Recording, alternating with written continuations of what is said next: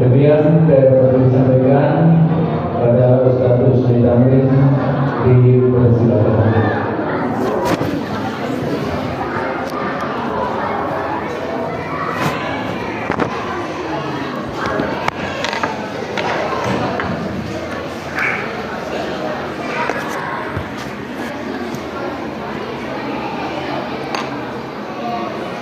Assalamualaikum warahmatullahi wabarakatuh.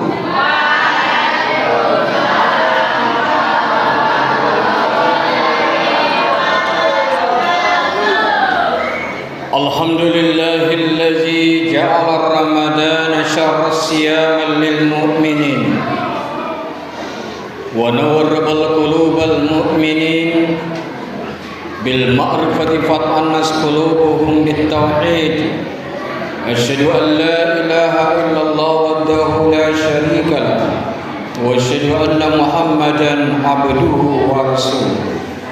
Allahumma salli wa sallim wa barik ala sayyidina Muhammad wa ala alihi wa sahbihi rasulillahi ajma'in, amma ba'd. Qala rabbi shrah li sadri wa yassir li amri wahlul 'uqdatam min lisani yafqahu qawli. Subhanaka la ilma lana illa ma 'allamtana innaka antal alimul hakim. Sadaqallahu alazim. Hadratul muhtaramin jamaah salat isya fi dhuhuri bi salat tarawih witir Masjid Sabilul Huda yang insyaallah dimuliakan Allah Subhanahu wa taala.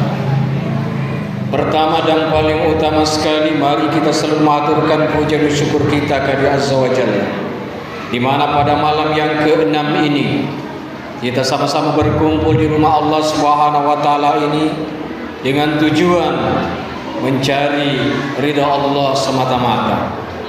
Maka dari itu mudah-mudahan rasa syukur itu kita bisa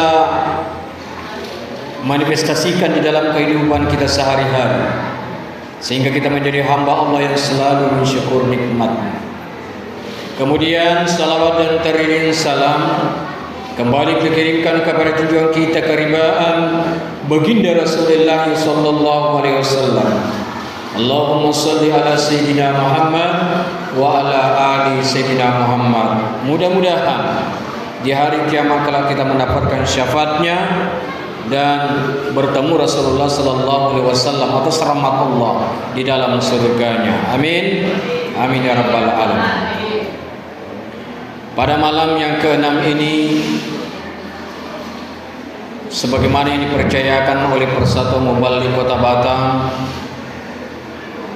tema kultum kita yakni keutamaan sholat berjamaah. Kepada anak didikku sekalian yang tingkat SMP, judul tausiah kita pada malam ini keutamaan sholat berjamaah. Rasulullah sallallahu alaihi wasallam ketika ditanya oleh Sayyidina Ali bin Abi Thalib, "Ma al-fadilatus salat tarawih wa fil lail as-sadisa?" Apa pahala salat tarawih pada malam ke-6? Waqala Rasulullah sallallahu alaihi wasallam menjawab, pahala salat tarawih pada malam yang ke-6 adalah Allah Subhanahu wa taala memberikan kemuliaan bagi kita. Ata'allahu ta'ala thawab min tafil baitil ma'mur wa yastaghfiru kullu khairi wal madad. Allah memberikan kita kemuliaan seperti kita bertawaf di Baitul Ma'mur. Setiap batu-batuan, tanah, itu semuanya memohon istighfar, mintakan ampun kepada kita. Insyaallah mudah-mudahan nantinya sholat tarawih kita kerjakan betul-betul khusyuk, konsentrasi, uduk, tertib, maka pahala sholat tarawih kita dapatkan pahalanya seperti kita tawaf di Baitul Ma'mur yang setiap batu-batuan tanah akan memohonkan ampun kepada kita. Rasulullah Sallallahu Alaihi Wasallam memberikan motivasi kepada kita agar kita tetap semangat, karena setiap malam bulan suci Ramadan, salat tarawih yang kita kerjakan semuanya ada pahala. Kembali kita dalam keutamaan daripada salat berjamaah. Allah Subhanahu wa taala menjelaskan dalam Al-Qur'an dalam surah Al-Baqarah ayat 277. A'udzu billahi minasy syaithanir rajim. Bismillahirrahmanirrahim. Innal ladzina amanu wa 'amilus shalihat wa aqamus salata wa atus zakata lahum ajruhum 'inda rabbihim wa la khaufun 'alaihim wa la hum yahzanun. Sesungguhnya orang-orang yang beriman dan mengerjakan amal soleh, mendirikan sholat dan menunaikan zakat, mereka mendapat pahala di sisi Tuhannya. Tidak ada kekhawatiran terhadap mereka dan tidak perlu dia bersedih. Begitulah kemuliaan daripada orang yang menjalankan sholat berjamaah, apalagi di rumah Allah Subhanahu wa taala. Diriwayatkan Nabi Sallallahu Alaihi Wasallam bahwa beliau pernah duduk di masjid. Datanglah seorang pemuda, lalu beliau menghormati dan mendudukkan pemuda itu di dekatnya, di samping beliau, dan ditinggikan derajatnya daripada Sayyidina Abu Bakar Siddiq.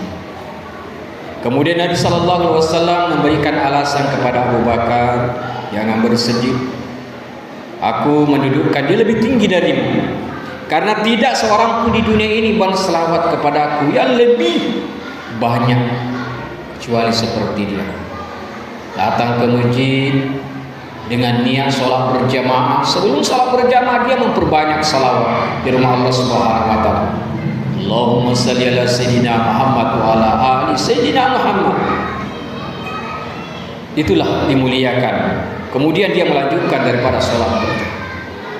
Di antara keutamaan sholat berjamaah adalah Allah tidak akan memberikan kefakiran, tidak akan memberikan kita miskin di daripada dunia. Ya, boleh kita buktikan jemaah dimuliakan Allah Subhanahu wa taala. Yakinkan diri kita, luruskan niat kita. Setiap waktu azan dikumandangkan, tinggalkan segala perkara kerja dunia kita. Sama-sama, apalagi ke rumah Allah, laksanakan sholat berjamaah. Yakinlah Allah tidak akan miskinkan kita, Allah tidak akan fakirkan kita, Allah akan tenangkan hati kita. Itu diantaranya keutamaan sholat berjamaah. Kemudian yang kedua adalah Allah ketika dia menghilangkan daripada azab kubur kita, itu karena rahmatnya. Ketika kita meninggal dunia nanti di alam kubur, tidak ada orang lain selain kita, sendirian. Dosa-dosa kita yang banyak waktu di dunia, Allah Subhanahu wa taala akan mengampuninya karena asbab di waktu di dunia kita melaksanakan sholat berjamaah. Karena di waktu kita sholat berjamaah, mungkin di antara kita ada yang Allah terima pahala sholat berjamaah. Yang pahalanya adalah lebih baik sholat sendirian di rumah sampai 40 tahun. Bayangkan. Dalam hadis lain juga disampaikan 27 derajat pahalanya orang yang melaksanakan daripada sholat berjamaah. Allah memberikan kemuliaan kita di alam kubur. Allah jawabkan sisa kubur. Kemudian Allah Subhanahu wa taala ketika nanti di jembatan Shiratal Mustaqim, yang menurut riwayat tajamnya lebih tajam daripada ujung pedang, tipisnya lebih tipis daripada rambut di bala tujuh. Tapi ketika kita melewati, naik di jembatan Shiratal Mustaqim seperti kilat menyambar, langsung masuk ke surga Allah Subhanahu wa taala. Luar biasa daripada salat berjamaah. Kemudian yang terakhir, Allah memasukkan kita ke surga tanpa hisab, tanpa perhitungan, tanpa ditimbang-timbang lagi. jemaah dimuliakan Allah Subhanahu wa taala, maka dari itu lagi adalah kita berupaya dengan yang sedini mungkin pergunakan waktu kita. Bagaimana sholat berjamaah ini kita laksanakan betul-betul lillahi ta'ala, karena Allah, karena pahala yang disediakan buat kita, Allah memberikan daripada kemuliaan itu kepada kita. Persaudaraan kita, ukhuwah kita semakin merapat, karena di dalam masjid disitulah rahmat Allah akan tercurahkan. Maka dari itu kesimpulannya, dalam tausiah yang singkat ini jamaah dimuliakan Allah Subhanahu wa taala, dengan keutamaan sholat berjamaah, marilah kita betul-betul pergunakan waktu kita, apalagi di rumah Allah Subhanahu wa taala ini, untuk bagaimana kita memakmurkan rumah Allah dengan sholat berjamaah sehingga kita mendapatkan keutamaan itu. Demikian yang dapat saya antarkan.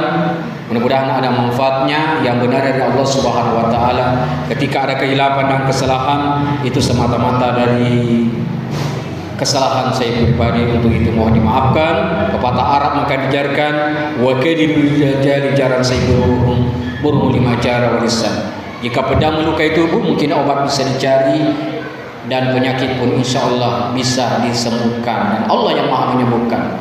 Tapi kalau lidah melukai hati, kemanapun obat tak bisa ditemukan, alamat penyakit pun tak bisa disembuhkan. Untuk itu saya mohon maaf dan mohon dimaafkan, dan kepada Allah saya mohon maaf. Billahi bismillahirrahmanirrahim. Wallahu muwaffiq ila aqwamit thoriq.